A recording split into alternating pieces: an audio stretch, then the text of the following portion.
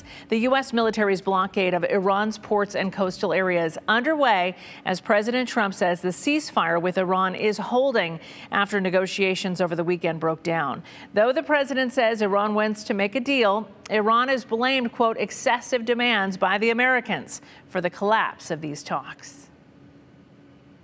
A pivotal moment in the war with Iran as American warships stationed just outside the Strait of Hormuz are blocking any vessels attempting to come in or out of Iranian ports, aiming to cut off the country's oil exports, its economic lifeblood, and force a peace deal. President Trump saying Monday the right people had called. They would like to work a deal. Vice President J.D. Vance led the U.S. team in direct talks that broke down over the weekend, saying it's up to Iran to accept the administration's red lines of dismantling the country's ability to develop a nuclear weapon and removing its enriched uranium. They moved in our direction, which is why I think we would say that we had some good signs, but they didn't move far enough. Iran is calling the partial blockade of the strait an act of piracy and warning no port in the Gulf is safe while it's in place as oil prices climb.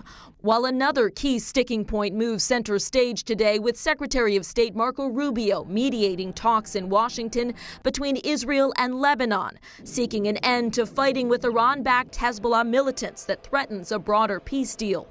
All amid President Trump's war of words against Pope Leo, accusing him of being weak on crime and terrible for foreign policy. Pope Leo said things that are wrong.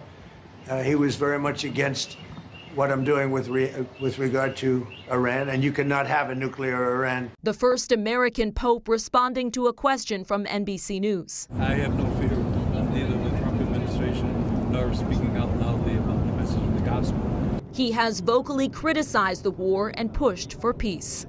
In Washington, Alice Barr, NBC News.